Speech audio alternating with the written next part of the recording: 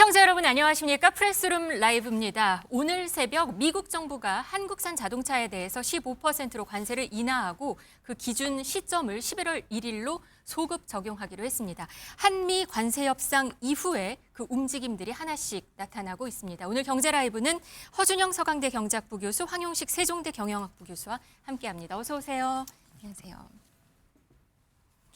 네, 한미 관세 합의에 따라서 지금 한국이 미국에 투자하기로 한 금액이 3,500억 달러가 있습니다. 이 중에 조선업을 제외하고 2,000억 달러에 대해서 우선 미국의 원전을 짓는 데 사용한다고 합니다. 미국 러트닉 상무장관의 목소리 들어보시겠습니다. Japan and Korea, they offer us $750 billion in cash to build in America at the president's direction. And we're going to start as an example. Nuclear, right? We need to have a nuclear arsenal in America of power, the generation of power. So we're going to build hundreds of billions of dollars financed by the Japanese and the Koreans, meaning they give us the money, we build it here, and we split the cash flow 50-50. 네, 우리나라랑 일본이 투자하기로 한 금액을 미국 원전에 투자한다고 했네요. 아무래도 이게 미국이 지금 원전 그 전기 생산량을 보니까 네. 시간당 전기 생산량이 2010년대 중국이 역전이 됐어요. 그전엔 미국이 훨씬 많았거든요. 네. 그래서 지금은 시간당 전력 생산량이 중국이 미국의 2배가 넘습니다. 그러니까 그만큼 미국이 전력 생산을 못하고 있는 못하고 건가요? 있고요. 네. 그리고 그거에 이제 트럼프 대통령의 논리 중에 하나는 AI 같은 거 하려면 전력이 엄청 필요한데 네. 이 바이든 행정부에서 이거 다 태양광이나 풍력 이렇게 친환경 에너지로 돌려놓고 여기다만 보조금 줘갖고 네. 우리가 경쟁력이 떨어진다. 결국 원전 돌아가야 된다. 이 얘기하고 있는 것 같습니다. 근데 50대 50으로 뭐 수익금은 배분한다고 그런 얘기를 또 하긴 그거는 하네요. 이제 일본도 그렇고 우리도 그렇고 미국에 투자한 금액에 대해서 그 투자 금액을 미국이 전액 상환하기 전까지는 50대 50으로 나누고 네. 그 다음부터는 9대 1로 나누는 구조로 간다. 뭐 이렇게 다시 가는 거죠. 한번 얘기를 한 네, 셈인 거네요. 네, 맞습니다. 그 최근 미국 에너지부 보니까 뭐 소형 원전이죠. SMR에 대해서도 뭐 선정한 그 내용을 발표하기도 했었고요. 트럼프 대통령은 계속해서 원전 르네상스 얘기를 했잖아요. 네. 미국에서 원전을 짓는데 뭔가 속도를 내는 듯한 모습입니다. 그렇죠. 그러니까 아까 교수님께서 말씀하신 대로 이제 최근에 들어서 이런 원전을 이제 하나의 에너지원, 그러니까 이제 그 AI 시대와 더불어서 이제 데이터 센터를 짓는 데 있어서 원전 수급량에 있어서 좀 많이 한계가 있다는 인식에서 이제 최근에 대두가 되고 있는 아까 얘기하신 SMR 그런 것들을 이제 기존의 이제 원전 그 사이트에서 이제 다시 재건해서 만드는 방식으로 되는 겁니다. 그래서 네. 이제 폐쇄됐던 원전을 좀 재활용하는 그런 방식으로 돼서 아마 지금 몇 개 이제 이 지역이 있습니다. 그래서 펜실베니아 같은 경우도 이제 과거에 이따 뭐 우리가 얘기하겠지만 이제 79년도인가 이제 원전 사고가 났었어요. 그러한 어떤 상징적인 데를 다시 좀 부활하겠다라는 어떤 그런 트럼프 행정부의 의지가 느껴지고요. 그 다음에 아이오와주에도 이제 하나 이제 생긴데 이제 재미있는 게 여기에 이제 빅테크 기업들이 껴 있어요. 그래서 이제 네. 이런 구글이라든지 또 마이크로소프트라든지 결국엔 이제 아까 얘기 드렸던 이제 데이터 센터의 어떤 원전이 결국에는 필수적으로 요구가 되는 그런 부분이 아닌가 생각이 됩니다. 지금 폐쇄됐던 미국 원전 잠깐 보셨는데요. 미국이 사실 수십 년간 원전을 짓지 않았더라고요. 이게 과거 사고 때문이라면서요. 뭐 이 사고가 1979년에 펜실베니아주에 3월에 네. 있었는데요. 그러니까 원전의 제일 코어가 되는 부분이 노심이라고 하는데 여기가 녹았습니다. 네. 다행히 그 러시아 옛날 소련에서 있어서는 체르노빌처럼 원전이 폭발해서 주변으로 피폭이 된 건 아닌데 노심이 녹아서 원전 2기 중에 1호기를 아예 폐쇄를 해버렸어요. 그리고 2호기를 폐쇄하고 1호기만 네. 지금 쓰다가 1호기도 경제성이 없다고 해서 2019년부터는 그냥 문을 닫았습니다. 그랬네요. 네. 최근 들어서 데이터 센터 전력 수요가 드니까 마이크로소프트랑 단독 계약을 맺고 우리가 너네한테만 전력을 공급할게 하라고 해서 여기 2027년부터 다시 돌리기로 했거든요. 이런 식의 원전 소요들이 지금 교수님께서 말씀해 주신 대로 뭐 펜실베니아주, 테네시주, 그리고 뭐 미시간주 아무래도 수요처 근처에 있는 주들에 지금 또 원전이 들어가고 있는 그런 상황인 것 같습니다. 네, 이렇게 되면 우리나라는 지금 미국 원전에 투입되는 돈, 그러니까 투자를 하게 되는 거잖아요. 그러면 이걸 좀 잘 이용을 해야 될 것 같다 이런 얘기도 들려요. 사실 미국이 원전 설계 기술은 보유하고 있지만 오랫동안 안 지었기 때문에 시공 능력 이런 건 좀 부족하죠? 네, 맞습니다. 그 말씀하신 게 되게 중요한데요. 우리가 미국에 투자를 하는데 사실 그게 미국 미국이 자기들이 결정해서 투자를 하는 과정에서 우리가 그나마 이미 투자금은 확정이 된 상태에서 조금 얻을 게 있는 게 무엇일까? 그러면 우리 기업들이 실제로 가서 거기로부터 투자로부터 나오는 수익을 또 추가적으로 갖고 올 수 있는 부분이 있거든요. 네. 그런 부분에서 지금 앵커께서 말씀해 주신 것처럼 우리나라 기업들이 가진 원전 설계 기술이라던가 여러 가지 기술들을 아마 그래서 뭐 현대건설 같은 데랑 지금 같이 하겠다라는 얘기들도 나오고 있는 네. 얘기가 있거든요. 그런 측면에서 아마 관련 논의가 있을 것으로 보입니다.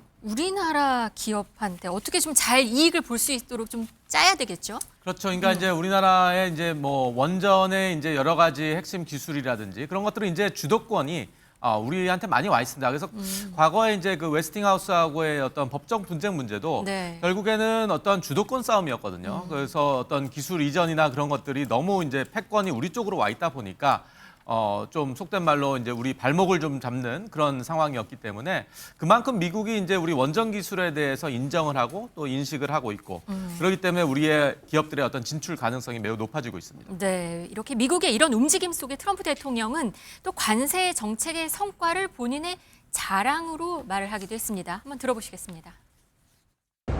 I won't use the names. I won't mention Japan. I refuse to mention South Korea. I will not mention names. But they were ripping us off like nobody's ever been ripped off before and taking horrible advantage of your country. 한국과 일본 아예 그냥 한국을 이름을 댔네요. 그런데 동맹국 얘기를 했는데 뭐 한국과 일본 뭐 돈을 뜯어냈다고 그래도 지금 우리가 이렇게 투자를 하는데 이건 좀 너무한 거 아닌가 싶기도 해요. 근데 본인의 정치적인 네. 뭐 또 영달을 위해서는 뭐 동맹국이건 뭐건 오히려 트럼프 대통령은 동맹국한테 더한 분위기입니다. 그렇게 봤을 때는 내년에 중간 선거도 있고 요즘 들어서 트럼프 대통령의 지지율 계속해서 국내 지지율이 떨어지고 있다는 얘기가 나오고 있다 보니까 아무래도 이 지지율 관리용으로 또 이런 국내 정치용으로 얼마든지 쓸 가능성이 있을 것 같습니다. 네, 이 와중에 트럼프 대통령은 또 신생아에게 $1,000씩 주는 트럼프 계좌를 개설한다는 소식이 들어왔습니다. 아메리칸 드림이다라고 얘기를 하면서 아이들 종잣돈을 마련해 주겠다라고 했는데요. 아메리칸 드림, 사실 이 아메리칸 드림은 옛날에 이민자 정책 뭐 이런 거 아니었나 좀 바뀌나 보네요. 이것도. 그러니까 아무래도 자산을 형성해 주겠다라는 거고요. 아이가 태어나면 $1,000를 정부에서 계좌에다 넣어준다. 그리고 이것을 미국 S&P 500을 추종하는 지수 같은 데다가 인덱스를 추종하는 펀드에다 투자해서 돈이 불어나게 해준다. 네. 그리고 중요한 부분은 부모, 친척, 그리고 부모의 고용주까지 1년에 $5,000씩은 여기다가 더 넣어줄 수 있게 해준다. 그럼 1년에 맥스로 들어갈 수 있는 건 $6,000고요. 이거를 네. 18세에 찾을 수 있는데 그럼 18년 동안 $6,000가 들어가니까 대충 우리나라 돈으로 한 1억 한 5천만 원 정도의 돈을 아이가 18세 때 들고 나올 수 있게 해준다. 근데 여기에 킬링 포인트가 있습니다. 뭔가요? 해당자가 네. 올해부터 2028년까지 태어난 아이들입니다. 2025년부터 태어난 아이들. 2025년부터 2028년. 까지. 그때 뭐가 일어나죠? 트럼프의 임기가 끝납니다. 그렇네요. 본인 임기 중에 태어난 아이들한테 해주겠다라는 얘기고요.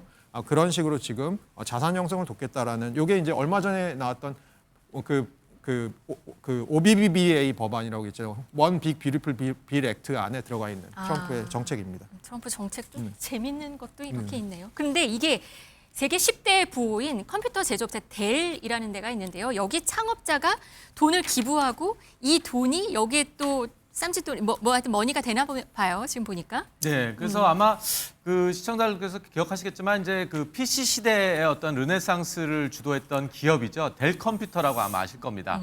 그 마이클 델과 그 다음에 그 부부 수잔이 앉아 이런 어떤 그 재단이 있어요. 그래서 미국의 어떤 청년들, 특히 이제 이번 경우 같은 경우는 이제 트럼프 어카운트 계좌에다가 이제 10세 이하 아동 2,500만 명에게 투자 자금 한 $250씩 제공하는 데 쓰이는 겁니다. 그렇기 때문에 이제 한 우리 돈으로 한 9조 한 2천억 원 정도를 기부한 셈이거든요. 네. 그래서 이제 델 부부는 이날 이제 성명에서 교육, 의료, 금융 안정 프로그램을 통해 가지고 자라나는 어떤 미국의 아메리칸 드림을 안고 살 수 있는 이 젊은 세대들에게 이 지원하겠다. 그래서 아까 말씀하셨던 그 이 프로그램에 이제 일부 지원이 되는 그런 방식으로 될 것 같습니다. 9조 원이나 돈을 기부를 하네요.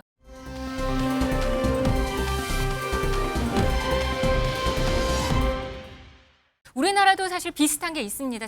사실 청년 적금이라고 있는데요. 전 정권에서 도입된 건데 청년 도약 계좌라는 이름입니다. 근데 이게 내일까지 이게 가입이 가능하다고 합니다. 그러니까 관심 있으신 분들은 좀 관심 가져볼 만한데요. 이게 5년간 최대 70만 원 납입이고 금리가 9%까지 준다면서요? 네, 그렇습니다. 이것도 청년의 그 어떤 자산 형성을 돕겠다라는 건데 네. 이게 가입 기준이 35세까지입니다. 그렇게 네. 봤을 때는 이제 가입을 아무나 할 수 있는 것은 아니고요. 네. 19세에서 19세에서 34세까지. 그래서 요거를 잘 이용하셔야 되는데 요게 내일 이제 프로그램이 곧 바뀝니다. 올해를 끝으로 프로그램이 청년 미래 적금이라는 걸로 바뀌는데 네. 청년 미래 적금은 가입 대상이 19세에서 34세이기 때문에 내년 7월이 되기 전에 35세 생일을 맞으시는 분들은 이번에 청년 도약 계좌, 그러니까 내년에 청년 미래 적금 말고 이번에 청년 도약 계좌를 가입하셔야지, 안 그렇게 되면 이제 내년에 가입 대상이 아니시게 되니까 그거 좀 네. 염두에 두실 필요가 있을 것 같습니다. 그러면 이게 새로 생기는 청년 적금은 내년 6월에 출시가 되는 거네요. 이거 이름은 청년 미래 적금이라고 돼 있고 납입 한도는 50만 원, 정부 지원은 이게 또 매칭시켜서 금리가 굉장히 높네요. 10에서 16%까지 나올 걸로 예상이 되는 거네요. 그래서 이번보다는 금리는 더 높게 주는 그런 분위기입니다. 갈아타기 페널티는 없다고 합니다. 혹시나 하시고 또 갈아타시는 거 괜찮을 것 같습니다. 청년들 높은 이자 받을 수 있는 적금 같은 거는 좀 고려해 볼 만할 것 같습니다.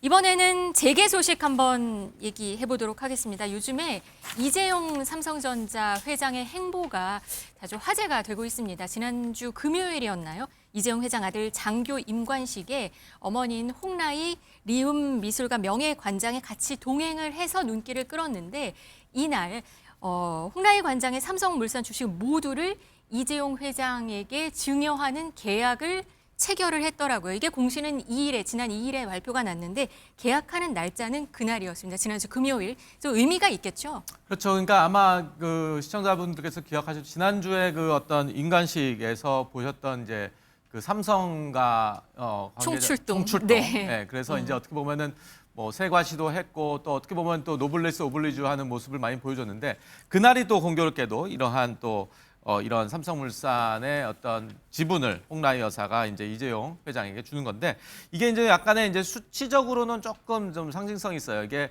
19%대에서 이제 20%대로 진입을 한 겁니다. 네. 그러니까 이제 증여 후에 이 회장의 지분이 이제 20.82%가 되면서 홍 명예관장 같은 경우는 지분이 0%가 되는 것이죠. 그래서 어떻게 보면은 이제 전체 지분율 기준에서 1.06%의 이제 지분을 이제 증여한 부분인데 이 지분 이제 삼성물산 주식에 대한 거는 이제 이건희 선대 회장이 별세하면서 지난 2021년 4월에 홍 관장에게 법적 상속 비율에 따라서 상속한 지분입니다. 주식가치는 한 약 4천억 원으로 추정됩니다.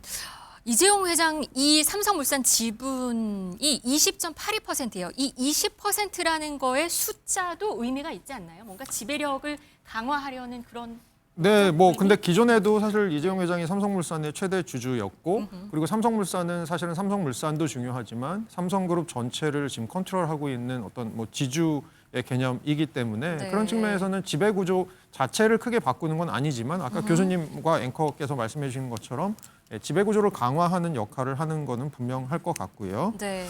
사실은 요거를 보면 이게 이제 그 홍 명예관장이 이건희 선대 회장께서 돌아가실 때 상속으로 받은 그 지분입니다. 요걸 지금 다 아들에게 증여했다. 그리고 증여세가 뭐 아까 4천억 원 가치라고 말씀하셨는데 맞아요. 증여세가 이 중에 한 뭐 가산세 같은 거 다 네. 계산해 보니까 2천억 정도 되더라고요. 정말 많아요. 주식 가치가 4천억 원. 그리고 증여세가 2천억 원이나 되네요. 정말. 네, 그래서 사실은 이재용 회장이 그 삼성에서 거의 지금 그걸 안 받고 있잖아요. 그 월급을 안 네, 받고 있잖아요. 네, 그리고 네, 거의 본인이 갖고 있는 주식에 대한 배당을 이제 받고 있는데 그럼 이걸 이제 증여세에 대한 세금을 어떻게 마련할 것이냐? 그리고 기존에도 했던 것처럼 배당금이랑 그다음에 주식을 가지고 담보 대출을 받을 수 있습니다. 그래서 네. 요걸 갖고 이제 증여세 재원을 마련할 걸로 보인다. 뭐 정도의 지금 얘기가 나오고 있습니다.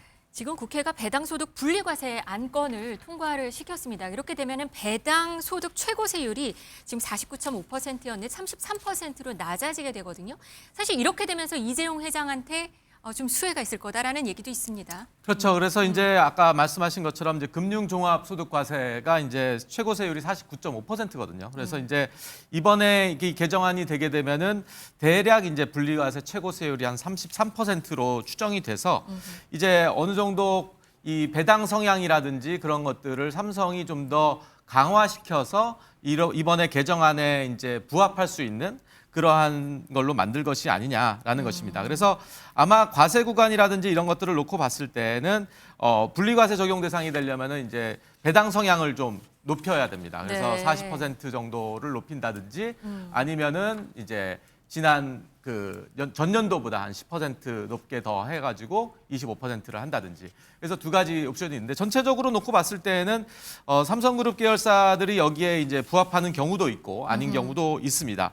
그래서 이제 삼성생명 같은 경우는 배당 성향이 이제 대략 지난해 연결 기준으로 한 38.4%이기 때문에 전체적으로 한 2% 포인트를 좀 올리면은 이러한 분리과세 에 적용될 수 있는 부분이 있기 때문에 여러 가지 지금 셈법이 있을 것 같습니다. 그러면은 지금 관련 주식들 배당 성향 늘리겠네요.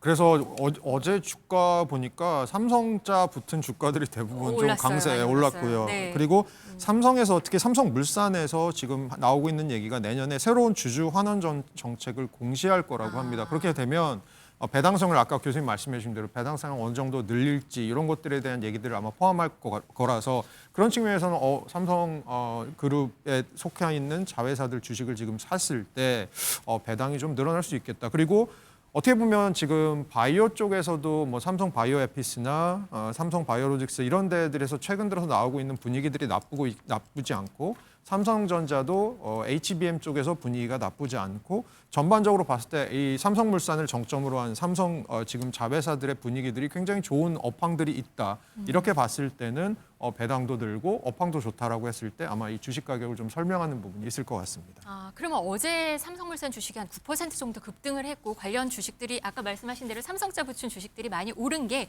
배당 성향이 올라갈 수 있으니까 사람들이 관심이 가진 거라고 볼 수 있는 건가요? 그렇죠. 그래서 앞으로 이제 이 삼성이 지금 아까 말씀드렸던 이 분리과세 이 조항을 좀 맞추기 위해서 아마 그 어떤 부분에 대해서는 이제 40% 배당 성향을 한다든지 아니면은 전년도보다 10% 높게 이제 배당 성향을 한다든지. 그래서 이런 지금 몇 가지 주목할 만한 이제 그 종목이 있다면은 이제 지금 삼성전자, 삼성물산, 이제 삼성생명 이러한 종목들이 있죠. 그래서 아마 아까 말씀드렸던 삼성생명 같은 경우가 이제 배당 성향이 가장 높은 편이고요. 삼성전자, 삼성물산 같은 경우는 이제 배당 성향이 좀 그렇게 이 물산보다는 생명보다 높지 않습니다. 그렇기 때문에 전체적으로 아마 전년도 대비 10%를 좀 높이는 방식으로 아마 할 가능성이 있기 때문에 아무래도 전체적으로 이러한 지금 분리과세에 적용되는 어떤 그런 여러 가지 그 퍼센테지 요율을 좀 보면서 거기에 맞춰서 우리 투자자들도 한번 예상될 수 있는 종목들과 한번 매칭을 해보는 것도 좋을 것 같습니다. 알겠습니다. 오늘 재계 소식까지 알아봤습니다. 오늘 경제 라이브 여기까지 전해드리겠습니다. 허준영, 황용식 두 교수님과 함께했습니다. 감사합니다. 자.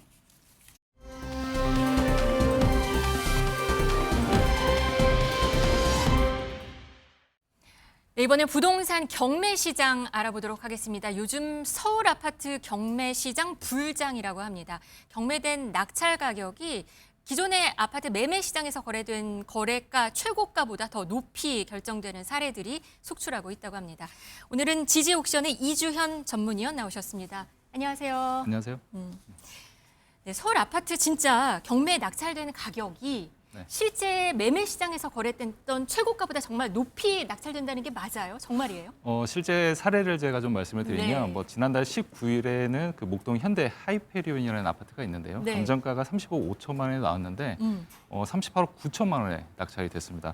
감정가 대비 110%의 낙찰이 됐는데요. 네. 그 동일평형 매매 최고가가 지금 34억 6천만 원 정도 하거든요. 네. 그 점을 감안하면 약 4억 원 이상 높게 낙찰이 된 상황이다라고 볼 수가 목동의 있고. 아파트였네요. 네, 맞습니다. 네. 그다음에 또 영등포 푸르지오 아파트 역시 113%의 낙찰이 됐는데요. 뭐 14억 50만 원에 낙찰이 됐습니다. 근데 이 단지 매매 최고가는 지금 뭐 13억 9,500만 원 정도 하니까 네. 이 아파트 역시 좀 높게 낙찰이 된 상황이고 그다음에 뭐 금호동 두산 아파트 역시 지금 매매 최고가가 12억 7천만 원 정도 하는데 네. 한 6천만 원 정도를 더 높게 낙찰을 받았습니다. 그러니까 기존 매매 최고가보다 더 훨씬 높은 가격에 그렇죠. 거래가 낙찰이 된 거잖아요. 그렇죠. 근데 사실은 일반적으로 경매 낙찰가라는 거는 시세보다 좀 낮은 가격에 결정이 되잖아요. 사실 경매하면 좀 골치 아프기도 하고 뭐 여러 권리도 따져야 될 것도 많고 어떻게 될지 모르니까 네. 그만큼의 리스크, 약간 핸디캡을 주는 건데 시장에선 그런데 어떻게 경매 가격이 더 높이 나올 수가 있는 거죠? 일단 경매가 이제 일반 시장보다는 싸게 사는 게 목적이고 그렇죠. 또 싸게 사는 게 그 최대 장점이거든요. 네. 근데 아무래도 뭐 권리 분석에 대한 리스크, 그다음에 거기 뭐 점유자를 이제 나중에 내보내는 그런 명도에 대한 부담, 그다음에 맞아요. 뭐 우리가 이제 매매 같은 경우에는 뭐 집을 미리 보고 우리가 의사 결정을 할 수 있지만 경매는 내부를 들어가서 볼 수가 내부를 없거든요. 볼 수 없군요. 네, 그러네요. 그렇기 때문에 아무래도 그런 리스크가 있다 보니까 경매 시장에서는 매매 시장보다 싼 게 맞습니다. 음. 근데 이렇게 계속 이제 올라가는 이유는 뭐 여러 가지가 있는데요. 뭐 첫 번째는 일단 경매는 토지거래 허가 구역에 대해서 매수를 해도 제한을 받지 않습니다. 그러니까 토지거래 허가 구역, 그러니까 11호 대책 이후에 지금 맞습니다. 이런 모습이 나타난다고 볼 수 있는 그렇죠. 건가요? 토지거래 허가 구역의 그 규제를 받지 않는군요. 맞습니다. 그러다 보니까 아무래도 이제 실수요자도 있겠지만 투자 수요자들도 많이 가세를 하고 있는 상황이고요. 네. 그다음에 두 번째 이유를 꼽자면은 아무래도 이제 지금 현재 매매 가격이 호가가 많이 올라가는 상황인데 네. 거래량은 많이 줄어들었거든요. 아. 매매 시장에서. 네네. 그러다 보니까 낙찰을 받으시는 분들은 이 호가를 기준으로 많이 낙찰가를 산정을 합니다. 네. 그러다 보니까 가격은 좀 올라갈 수밖에 없는데 호가보다는 낮게 낙찰을 받았다 하더라도 기존의 매매가 거래된 그런 내역보다는 더 높게 형성이 되는 거죠. 사실 경매 투자 원칙 뭐 이런 게 있었어요. 그래서 경매로 집을 사려면 감정가의 80% 정도만 봐야 된다. 이런 얘기 있는데 이거 다 사라진 거네요. 지금 상황은. 사실 원칙이라고 볼 수는 없지만 그만큼 감정가 대비 20% 정도는 뭐 매입을 해야지 그나마 좀 싸게 샀지 않느냐 이런 상황 때문에 이제 얘기가 나온 겁니다. 근데 이거는 이제 상대적인 거기 때문에 네. 지금 뭐 매매 호가보다는 낮은 상황이기 때문에 싸게 산 거는 또 맞을 수는 있거든요.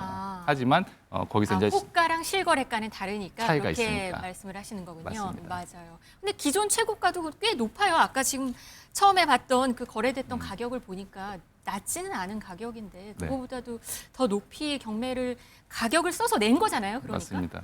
그러니까 소비자들이니까 경매를 투자하는 사람들이 더 올라갈 거라고 보는 거예요. 그렇죠. 경매 시장은 아무래도 이제 부동산 시장에서 선행 지표라고 볼 수가 있거든요. 아무래도 가격에 굉장히 민감하기도 하고 또 네. 투자 세력이 있기 때문에 그러기도 하는데 아무래도 이제 그 경매 낙찰 가격은 매매 시장에서 최저가로 인식이 많이 되기도 네. 합니다. 아무래도 그 이상으로 거래될 확률이 굉장히 높다는 거죠. 그럼 이렇게 이제 경매 시장에서 투자자들 혹은 실수요자들이 이렇게 이 높은 금액을 쓰고 들어온다는 것은 아무래도 가격이 더 매매 시장도 더 올라갈 가능성이 높다라고 볼 수가 있는 거죠. 그러면 지금 이렇게 높이 낙찰이 되는 가격들 지금 저희 화면에 좀 보이고 있는데요. 생각보다 많거든요. 한 2장 정도 넘어가는 네. 정도인데 그럼 시장을 지금 좋게 보는 사람들도 그러니까 더 올라갈 거라고 보는 사람들도 많다고 이해할 수 있는 건가요? 그렇죠.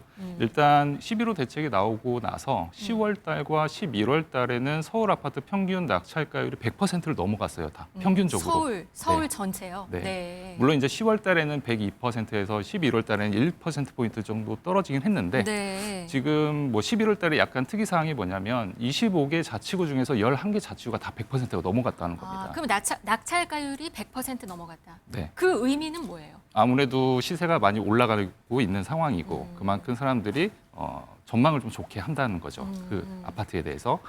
근데 지금 아까 11개 자치구 네. 말씀하셨어요.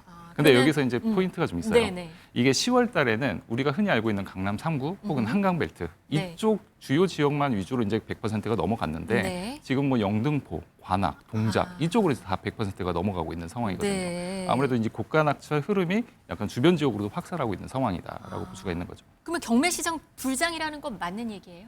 지금 뭐 불장이라는 얘기가 경매 물건이 많이 나오면 불장이냐, 낙찰가율이 높으면 불장이냐 이게 관점에 따라 다른데요. 네. 지금 낙찰가율이 높은 상황이기 때문에 아무래도 과거에 비해서는 약간 불장이다라고 표현할 수가 있습니다. 네. 그리고 저희가 봤더니요. 올해 들어서 1월부터 10월까지 부동산 경매 건수가 2011년 이후 처음으로 20만 건을 넘었다고 합니다. 맞습니다. 매각 건수도 5만 건 이상. 이건 최근 10년 내 역대 최대 수준이라고 합니다. 일단 네. 경매되는 물건이 많이 나왔다는 거네요. 이건 아파트 말고 다른 것도 다 포함이 되는 거죠? 맞습니다. 그 글로벌 금융위기 뭐 직후하고 거의 비슷한 수준이거든요, 지금. 왜 그렇게 많이 경매 물건이 나오는 거예요? 아무래도 이제 주거용 부동산 중에서는 아파트도 이제 많이 나오긴 하지만 우리가 흔히 빌라라고 얘기하죠. 연립 다세대 주택. 네. 이런 것들은 이제 깡통 전세나 전세 사기 문제 때문에 또 많이 나오고 있고 있고요. 네. 그다음에 상가 역시 지금 뭐 수익률이 좋지 않고 공실률이 워낙 많아지기 때문에 네. 뭐 차주분들이 이제 이자 부담을 이기지 못하는 거죠. 그렇기 때문에 아. 경매로 나오는 것들이 굉장히 많습니다. 상가도 경매로 많이 나오나요? 네, 물량이 굉장히 많은 상황인데 네. 여기서 더 큰 문제는 네. 경매 시장에 나와도 그걸 사람들이 찾지 않는다는 거예요. 그러면 낙찰가율이 낮겠네요. 낙찰가율이 낮을 뿐만 아니라 네. 낙찰률, 우리가 이제 진행 건수 대비 낙찰된 건수 비율을 얘기를 하는 낙찰률이 고작 10%대거든요. 그러니까 10건이 나오면 10%요? 네, 10건 중에 한 건이 맞습니다. 한 건 정도만 낙찰이 되고 있는 상황이다. 그리고 네. 낙찰가율도 역시 50% 미만, 거의 음. 반값, 감정가 대비 반값에 낙찰이 되고 있는 상황이죠. 네, 최근 사실 뭐 드라마 때문에 그러긴 했는데 상가 하나 있으면 미래가 밝을 줄 알았는데 그렇지 않더라. 뭐 이런 얘기가 있는데 사실 상가 투자 경매에 나오는 것도 좀 조심해야 된다는 반증이기도 하네요. 굉장히 조심해야죠. 지금 금리도 예전에 비해서 계속 높은 상황이고 네. 임대 시장이 좋지 않다 보니까 수익률이 나올 수가 없는 구조이긴 하거든요. 그래서 정말 상권이 좋지 않은 지역 빼고는 아무래도 이제 옥석 가리기를 철저히 해야 한다라고 볼 수가 있습니다. 일단 지금 부동산 경매 건수가 이렇게 많고요. 매각 건수도 많은 만큼 제2의 경매 전성 시대가 오는 게 아니냐라는 얘기도 있어요. 사실 봤더니 2000년대 초에 경매 시장에 엄청난 인기를 끌었던 기억이 있거든요. 그리고 지금 다시 온다고 볼 수 있는 건가요? 그때와 지금의 상황은 다른 건가요? 상황 많이 다릅니다. 그리고 우리가 이제 가장 부동산 시장이 좋았던 때가 2021년도였거든요. 네. 2021년도에는 뭐 서울 전역이 전국이 다 가격이 올라가고 있는 상황이어서 그때는 경매 물건이 굉장히 줄어들었어요. 서울 기준으로는 경매 물건이 한 아파트가 50건 정도도 안 됐거든요. 지금은 네. 뭐 200건 정도가 나오고 있는 상황이고, 근데 이제 그때와 다른 뭐 비슷한 점은 낙찰가율이 높아지고 있다는 거죠. 근데 그때와 지금이 다른 상황인 것은 아무래도 그때는 서울 전역이 뭐 외곽에 있는 노도광이나 이런 부분도 다 올랐다면 지금은 노도광이 오르지 않고 주요 지역 위주로만 오르고 있는 상황이기 때문에 약간 차별점이 좀 있습니다. 그럼 마지막으로 경매 투자 그래도 좀 경매 관심 있으신 분들 많거든요. 그러면 주의해야 될 점 하나 말씀해 주시죠. 일단 그 경매는 이제 가장 큰 리스크가 이제 권리 분석에 대한 리스크가 가장 크기 때문에 네. 아무래도 경매 절차나 뭐 주택임대차 보호법 이런 기본적인 법률 사항은 좀 알고 있어야 하는 거고요. 네. 그다음에 최근에는 이제 호가가 많이 올라가고 있어서 이게 만약에 변곡점이 올 때에는 오히려 경매로 샀어도 매매가보다 더 낮게 하락하는 경우가 생길 수가 있기 때문에 네. 아무래도 자기가 잘 알고 있는 지역이나 평소에 이제 관심이 있었던 지역 위주로 보수적으로 좀 접근하길 권해드리고 있습니다. 잘 아는 지역 보수적으로 접근해서 그런 데는 관심 가져볼 만한가요? 지금 충분히 이제 아무래도 이제 경매 물건은 앞으로도 계속 늘어날 수 있기 때문에 내가 원하는 단지나 지역이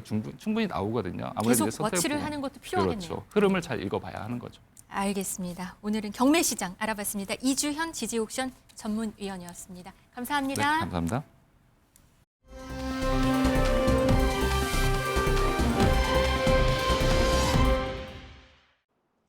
계속해서 뉴스 라이브입니다. 실시간 관심을 끄는 화제의 뉴스들 만나보시죠. 양쪽으로 갈라진 국민들과 엇갈린 목소리. 1년 전의 모습이 아닙니다. 바로 어제 비상계엄 1주년이 있던 날 한쪽에서는 이렇게 비상계엄 저지와 내란 종식을, 한쪽에서는 비상계엄 정당성과 부정선거를 부르짖었습니다. 대통령이 안전상 우려로 불참한 가운데 시민 대행진이 열렸던 국회 앞에서는 키스스탄으로 불렸던 은색 담요와 응원봉이 다시 등장했습니다. 또 국회 앞길 건너편에는 윤 전 대통령 지지자들이 모여서 목소리를 냈고요. 과천 중앙선관위 앞에서 계엄이 열렸던 시각이죠. 10시 27분을 기리는 지지자들의 목소리도 있었습니다. 이 여전한 분열과 갈등, 한 연구에 따르면 지난 계엄부터 윤 전 대통령 탄핵 심판 선고까지 5달, 이 갈등으로 인해서 날아간 비용만 30조 원에 육박한다고 합니다. 공공 갈등 비용 가운데 압도적으로 이념 갈등 높죠. 국민 한 사람당 60만 원을 지불한 셈이 됐습니다. 사실 뭐 여기에 경제적인 피해, 사회적인 상흔 이런 것까지 고려하면 빙산의 일각이란 얘기도 나오고요. 앞서 보신 것처럼 갈등도 여전합니다. 봉합이 아니라 통합이 돼야 한다는 어제 대통령의 발언. 아직 갈 길이 먼 것만은 분명해 보입니다. 그리고 비상계엄 1주년에 김건희 여사의 구형도 나왔습니다. 징역 15년에 벌금 20억, 추징금 다 합쳐서 9억여 원입니다. 중형이 불가피한데요. 도이치모터스 주가 조작, 통일교 금품 수수, 명태균 의혹 등 3가지 혐의, 범죄의 중대성이 크다. 각각의 최고형이 선고돼도 부족할 정도라고 특검은 강조했습니다. 어제 재판이 공개됐죠. 김 여사의 모습도 볼 수가 있었습니다. 검정색 코트에 마스크, 안경을 쓰고 부축받으면서 이렇게 들어왔는데요. 진술 거부권을 행사하다가 재판부 질문에 일부 대답을 하니까 선택적 진술이다. 특검이 목소리를 높이기도 했습니다. 김 여사는 범죄 사실을 인지하지 못했다. 금품도 대가성이 없다. 억울하다면서도 국민들에게 심려를 끼쳐 죄송하다는 최후 진술을 남겼습니다. 억울하긴 하지만 죄송하다. 어떻게 들리시나요? 선고는 내년 1월 28일에 나옵니다. 사건 사고 소식들 좀 볼까요? 전 삼성 라이온즈, LG 트윈스와 야구 국가대표팀 감독이었죠. 류중일 전 감독이 국민청원을 냈습니다. 전 며느리를 처벌해달라는 내용이었는데요. 무슨 일일까요?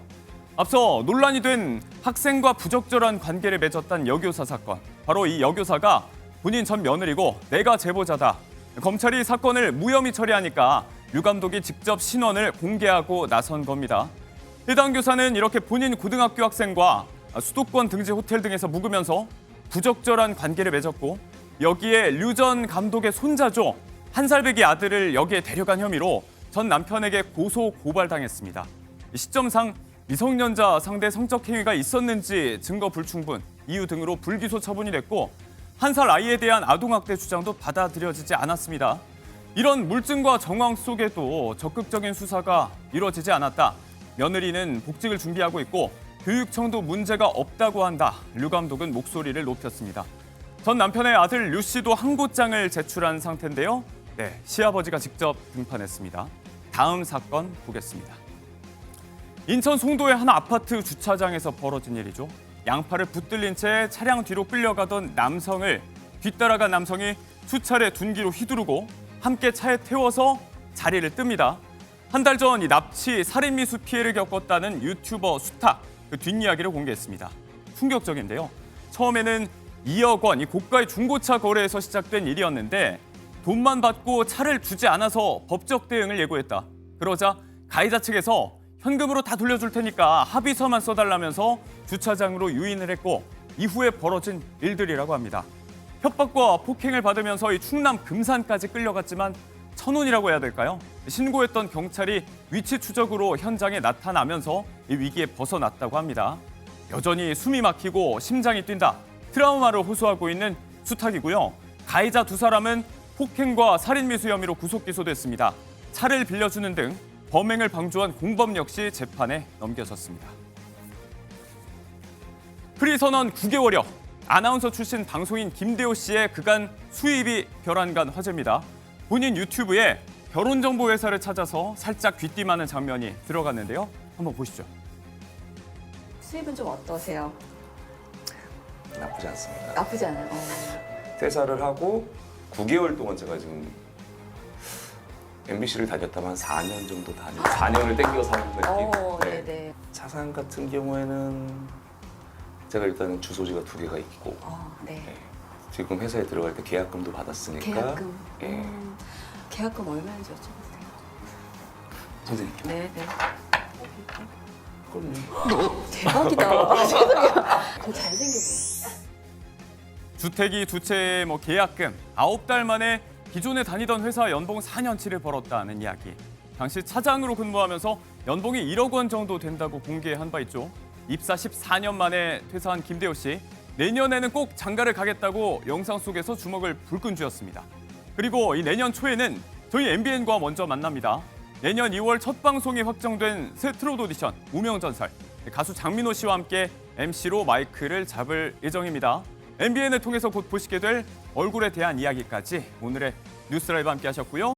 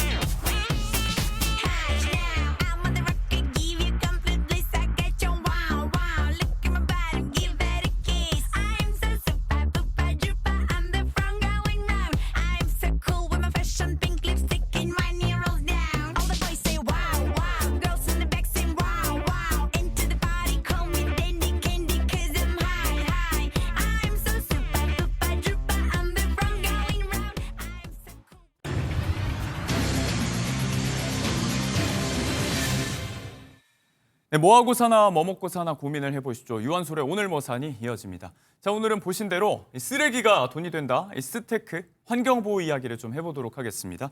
관련해서 이수진 트렌드코리아 소비트렌드 분석센터 연구위원님 모셨고요.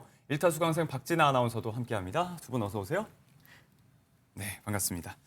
자, 스테크라고 하니까 이게 이제 쓰레기와 재테크를 합친 말인데 재테크 수단으로 보고 있다는 건 돈이 된다는 이야기겠죠. 여러 맥락에서 일단 구체적으로 어떻게 돈을 만들 수 있다는 얘기인지 몇 가지 주목을 해봐야 될 것 같습니다. 네, 정말 말 그대로 쓰레기가 돈이 된다라는 의미거든요. 말 그대로예요? 정말 말 그대로.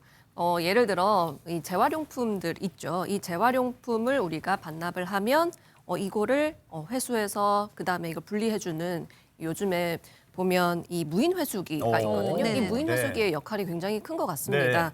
그래서 사실 생각해 보면 이게 이제 환경 보호도 하고 재활용품 분리도 하고 동시에 포인트도 적립받을 수 있으니까 사실 일석삼조잖아요. 그렇네요. 이 무인 회수기의 특징은 뭐냐면은 일단 정부가 2021년 12월부터 이 투명 페트병 이 네. 분리 배출을 실시했는데요. 이걸 의무화했죠? 의무화했죠. 그래서 위반할 경우 30만 원의 과태료, 최대 30만 원의 과태료가 부과가 되고요.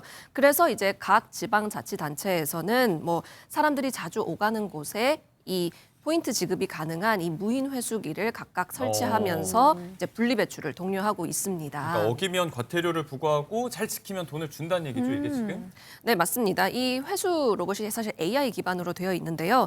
이 폐기물 중에 이 투명 페트병과 그리고 캔만 회수하게 되거든요. 예. 그래서 이걸 투입하면 포인트를 적립할 수 있는 로봇인 건데 네. 사실 일일 최대 한계가 정해져 있어요. 그래서 50개. 너무 막 무작위로 투입하면 안 되니까. 그 하나당 얼마 주는 게 하나당 궁금해요. 이제 한 10포인트 정도라고 네. 하는데 이게 1원이랑 동일한 가치가 그럼 있다고 10원씩 합니다. 주는 거네요? 네, 그렇습니다. 그리고 2,000포인트 이상일 때 이제 환전도 가능하고 입금도 가능한 형태고요. 크기 상관은 없는데 꼭 세척을 해야 네. 그다음에 캔 라벨이 또 제거된 이런 투명 페트병만 투입이 네, 가능하다는 그렇게 거를 해야 좀 되죠. 기억하는 게 좋을 것 같습니다. 뭐 이제 저만 이제 알았나 싶은데 저희 동네에도 보니까 있더라고요. 네, 이렇게 재활용 잘하고 분리수거 잘하면 포인트 적립해주고 현금화를 해준다는 이야기. 자, 이런 페트병뿐만이 아니고 또 보상금을 주는 게 있는데 이 경우는 지자체에서 직접 현금을 주나 봐요. 박진아 아나운서 어떤 거예요? 바로 길거리에서 흔히 볼 수 있는 담배꽁초입니다. 담배꽁초. 네, 담배꽁초를 주워다가 이 무게에 따라서 보상금을 받을 수 있는데요. 예. 이 같은 제도는 성동구와 용산구에서 현재 진행 중에 있습니다. 일부 지자체에서. 네, 이른바 담배꽁초 수거 보상제입니다. 예. 관내에 거주하는 20세 이상의 주민이 이렇게 무단투기가 상습 무단투기 지역에서 버려진 담배꽁초를 주워다가 주민센터로 가지고 오면 예. 그램당 30원씩 적용을 해서 예. 최소 6,000원, 최대 오. 9만 원까지 환급을 해주고 있습니다. 네. 사실 이 담배꽁초라는 게 도시 미관을 해치기도 하지만 미세 플라스틱으로 환경 오염도 되고 혹여나 이렇게 홍수가 났을 때 네. 빗물바지를 막기라도 한다면 맞아요. 큰 위험 요소가 될 수 있잖아요. 이렇게 환경 오염에 조금 더 적극적으로 동참하고 있는 사람들에게 환급 제도가 주어지고 있습니다. 네, 뭐 담배꽁초는 여러모로 불청객인데 이게 지자체별로 좀 확대가 됐으면 좋겠다라는 생각도 들고요. 이 경우는 이제 많이들 알고 계실 것 같은 게 사실 기존에도 카페에 텀블러라든지 개인 컵 가지고 가서 주문하면 뭐 제 매장 재량별로 이제 좀 할인을 해주는 경우가 있었는데 서울시 같은 경우는 여기에 더해서 이제 포인트 적립까지 해주는 그런 방법이 있다고요? 네, 커피 좋아하시는 분들은 좀 잘 들으시면 좋을 것 예. 같은데요. 이게 이제 카페 갈 때 텀블러 가져가시는 분들 요즘 꽤 많으십니다. 근데 방법이 좀 크게 두 가지가 있는데 네. 이제 서울페이 앱에서 지자체 상품권으로 결제하면은 포인트 300원을 적립을 해주고요. 또 예. 나머지 최소 100원은 가게에서 바로 할인도 해준다고 합니다. 총 400원의 효과가 네. 생기는 거네요. 그리고 이 앱이 없더라도 이 개인 컵을 사용한다고 밝히면은 또 할인이 가능한데요. 네. 이 서울시 예산으로 한 300원, 여기 또 매장별로 할인 금액이 추가가 되면은 네. 사실 뭐 한 장당 최소 400원에서 최대 1,300원까지 네네. 할인이 될 수 있으니까.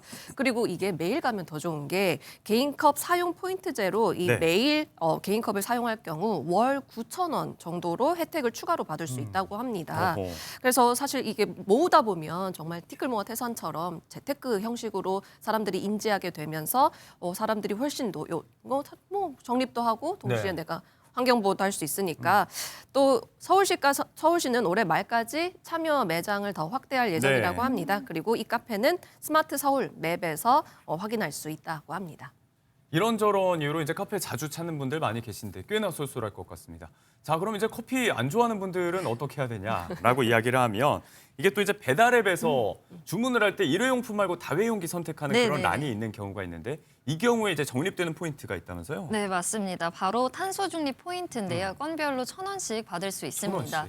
이렇게 일회용이 아니라 다회용기를 앱을 이용할 때 이렇게 체크를 해놓으면요. 네. 받아갈 수 있는데요. 주요 배달앱 4개사 모두에서 이를 시행하고 있습니다. 네. 이제 스테인리스 다회용기가 온다는 건데 이게 예전에 뭐 배달시켰을 때 그릇 내놓는 식으로 그냥 내놓기만 하면 되는 걸까요? 아, 그러니까 이게 올 때 전용 반납 가방이 있습니다. 그래요. 여기에다가 받은 스테인리스 다회용기를 다 쓰고 넣은 다음에 QR코드가 이 가방 앞에 있거든요. 그래요? QR코드를 찍어서 수거해가 주세요라고 한다면 회수해서 7개의 세척 단계를 거쳐서 세척을 한 후에 음식점에 다시 가게 되는 그런 네. 경우입니다.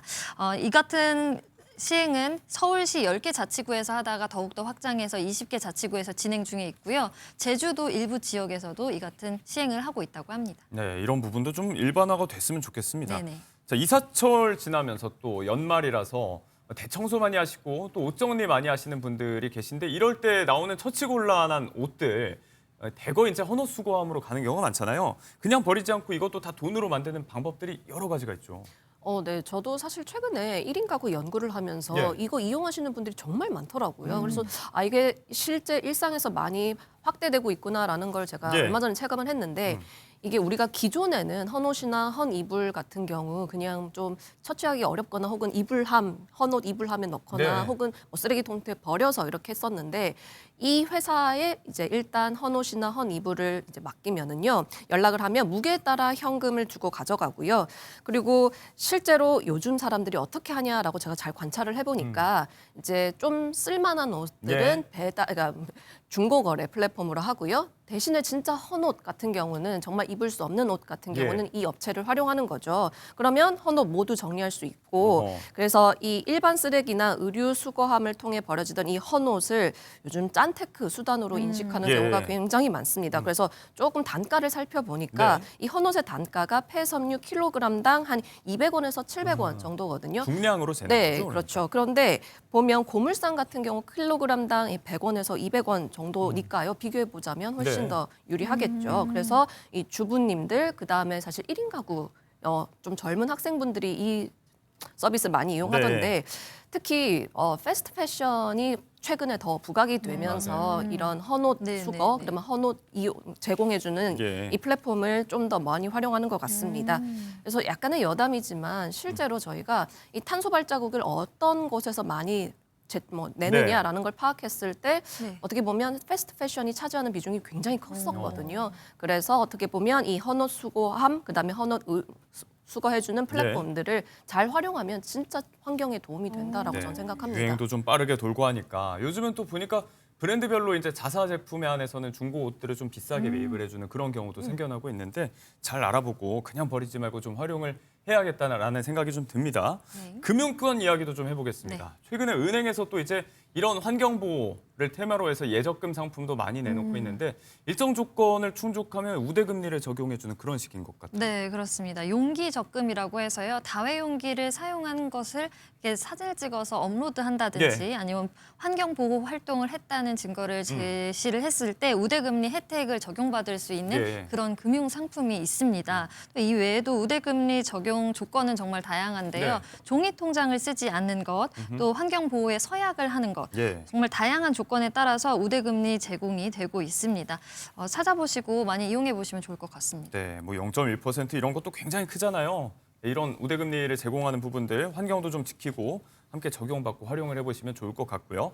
요거는 맥락이 좀 다를 수도 있을 것 같습니다. 앞서 우리가 이제 재활용 이야기할 때 분리수거 잘해야 되지만 요즘 날씨가 부쩍 추워져서 나가는 것도 또 일인데 이런 것들을 대신해주는 서비스 업체가 요즘은 또 많이 생겨나고 있는 것 같아요. 네, 그리고 앞서 말씀드렸듯 제가 1인 가구 연구를 좀 많이 했다고 예. 말씀드렸는데 실제로 이것도 너무 많이 활용하시더라고요. 그래서 이게 뭐냐면 굉장히 편한 게 우리 정말 당연히 해야 되지만 가끔은 좀 비가 막 많이 온다거나 그럼 좀 불편할 수 있잖아요. 예. 근데 이 업체를 활용하면 그냥 내가 전날 10시 이전에 모든 쓰레기를 그냥 한 봉투에 이렇게 담아서 네. 문 앞에 두시면은 네. 그냥 이거를 새벽 배송하듯이 새벽에 이렇게 수거해서 가져가신다고 합니다. 예. 그래서 내가 따로 세척할 필요도 없고요. 그리고 다 분리 배출할 필요도 없습니다. 그냥 일단 모든 쓰레기를 한 번에 다 담아서 네. 시간에 맞춰서 하면 이걸 수거해주는 서비스인데 네. 이 외에도 사실 뭐 사무실 쓰레기도 우리는 가끔 생각할 필요가 있는 게 한 예. 수거 업체에 따르면은 이 1일에서 뭐 7일까지 수거 요일을 정확하게 지정하고 이 수거 장소를 알려만 주면 이 전용 키트 안에 넣은 다음에 이제 씻을 필요 없이 당연히 수거해가는 형태인데 네. 이게 한 정기적으로 정기 금액 구독 금액이 한 38,500원 정도라고 월에서? 하니까 네. 월 38,500원 정도 합니다. 그리고 이 생활 쓰레기 대신 버려주는 어플 같은 경우는 일반 뭐 음식물 재활용 모두 할 것 없이 구분 없이 담아서 배출하면 된다라는 네. 겁니다.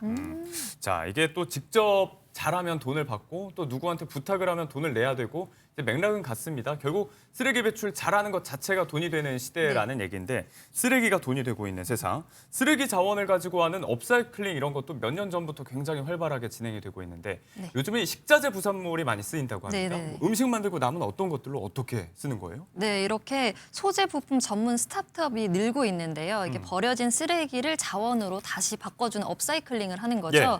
맥주나 식혜를 만들고 나서 남은 찌꺼기들이 있습니다. 이 네. 보리 부산물을 업사이클링 하는데요. 리너지 가루를 개발을 해서 에너지바에 쓴다든지 시리얼, 초코볼, 빵 같은 완제품에 이게 들어갈 수 있다고 합니다. 어허. 또 이 보리 부산물 같은 경우에는 탈모 방지나 항산화 효과가 있기 때문에 이를 활용해서 핸드크림이나 샴푸 등을 만들어내기도 하는데요. 그렇군요. 또 다른 예시로 들자면 커피 찌꺼기도 업사이클링이 가능합니다. 커피박이라고 네, 하죠. 수분 함량을 확 줄여서요. 이 바이오 플라스틱으로 이용을 한다든지 고형 연료 비료로 활용할 수 있다고 합니다. 네, 이것도 뭐 다시 쓸 수 있는 활용의 가치가 있다면 적극적으로 좀 도입을 해봐야겠죠. 그리고 요즘은 패션계 얘기도 좀 해볼 텐데 여기에서도 재활용 환경 이런 화두가 아주 대세인 것 같아요. 네, 맞습니다. 사실 패션계에서도 가장 주도적으로 하는 업계 중에 하나거든요. 그럴 수밖에 없는 게 업계에서는 뭐 지속 가능한 패션 혹은 재활용 패션이라고 해서 예. 미대생이 쓰던 캔버스로 만들던 소재 어허. 아니면은 뭐 낚시 조끼 베스트 네. 아니면은 쓰레기 봉투 크롭탑 이렇게 이런 형태로 나오는데 네. 좀 기상천외한 것처럼 보이긴 하지만 사실 일부 마니아만 하려는 거 아니야? 라는 생각이 들지만 좀 그렇진 않고요. 네. 요즘 대형 플랫폼에서도 구매할 수도 있고 또 예. 이렇게 보이는 것처럼 해외 패션 위크에서는 정말 소개를 많이 하는 것만큼 이 패션계 주축으로 자리 잡고 있는 코드입니다. 예. 그래서 이 지속 가능한 패션을 내세운 국내 전문 브랜드가 국내에서만 사실 100여 개가 넘는다고 하고요. 그렇군요. 근데 이게 중요한 게 지속 가능한 패션이라고 했을 때 이 과정 전 과정 우리가 패션은 기획부터 디자인 그리고 생산 그다음 판매 처분까지 다 있거든요. 이 각각의 모든 과정에서 이 친환경성을 고려하는 것이 사실 네. 친환경 브랜드다라고 할 수 있고 그리고 뿐만 아니라 이 친환경성이라고 했을 때 뭐 동물 복지 그다음에 뭐 공정 무역 예. 이런 사회적 가치를 함양하고 있는 모든 이 패션 브랜드는 다 해당이 된다라고 할 수 있고 네. 한 사례를 좀 말씀드리자면 해외에서 비틀즈 멤버의 그 폴 맥카트니 딸이 스텔라 맥카트니이죠. 네. 이분이 이제 가장 유명하게 모피 가죽을 쓰지 않고 동물성 소재 쓰지 않고 수익의 또 일부를 또 자선 어허. 단체에 기부하는 것으로 유명한데요. 예. 또 유명하죠. 이 가방 브랜드 중에 하나는 요 낡은 트럭의 이 방수 천막, 아. 네, 그렇죠. 자동차 부품, 그 안전벨트까지 해서 이 가방을 만들어서 브랜드가 세계적으로 많이 알려지게 했는데, 자주 보셨을 거예요. 네, 아마. 그렇죠. 많이 봤을 것 같습니다. 그리고 가장 큰 특징은 세계에서 유일하게 내 것만 있다라는 특징이 가질 수밖에 없잖아요. 네. 그러다 보니 희소성, 친환경성을 모두 가져간 대표적인 브랜드라고 할 수 있고, 예. 그다음에 마지막은 가장 유명한 P사일 텐데 이 암벽 등반과 관련해서 이 창업자가 이 피톤 장비가 환경에 굉장히 좋지 않구나, 유해하구나라는 걸 알게 되고 피톤 장비가 뭐예요? 어떤 이게 실제로 바위에 갈라진 틈새에 박는 금속 못이라고 암벽 합니다. 등반할 때 이렇게 받고 네, 올라가는 네, 거. 맞습니다. 근데 이게 친환경을 굉장히 해치는 소재라고 해서 예. P 브랜드를 창립하게 된 거고, 그다음에 이 다양한 소재들도 활용하지만 특히 목화에서 얻은 100% 유기농 순면, 그다음에 염색 가공을 하지 않은 이 여러 가지 캐시미어, 그다음에 재활용 플라스틱 비용을 사용해서 다양한 예. 친환경 소재를 활용한 브랜드로 알려져 있죠. 네, 이른바 이제 가치 소비라는 거죠. 내가 이렇게까지 환경 보호에 진심이라는 것을 또 드러내는 수단으로서 패션 아이템들이 쓰인다는 건데 지금 말씀하신 그 브랜드 같은 경우는 지금 화면에 나가고 있는 것처럼 가수 이효리 씨가 굉장히 애용하는 것으로 알려져 있기도 하고 스타들의 경우도 이런 경우가 꽤 많잖아요, 지금. 네, 맞습니다. 실제로 지금 보이시는 것처럼 이효리 씨가 대표적인 케이스인 것 같은데요. 네.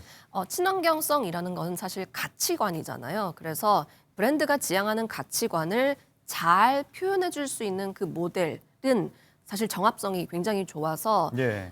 이효리 씨 자체도 원래 동물 복지라든지 친환경에 대한 인식이 높은 모델이자 가수로 유명한 만큼 네. 많은 브랜드에서 러브콜을 보냈고 그러다 보니까 한 핸드크림이 굉장히 재밌는 사례인데요. 세계 최초로 100% 생분해 플라스틱 용기로 제작을 해서 이 플라스틱 분해 기술과 동시에 자체 시설을 보유해서 친환경적인 제품을 많이 보이고 있는데 이 핸드크림이 출시 직후 모두 물량이 해소됐다라고 합니다. 네. 그리고 지금 저희가 화면에 계속 보여드린 게 이른바 스저씨 캐릭터로 제2의 전성기를 구가하고 있는 배우 김석훈 씨인데 이렇게 또 쓰다만 물건들, 쓸만한 것들 또 이렇게 잘 주워서 재활용하는 것으로 또 유명하죠. 네, 이렇게 쓰레기가 돈이 되는 세상 스테크에 대해서 오늘 이수진 트렌드 코리아 위원님 모시고 함께 이야기 나눠봤습니다.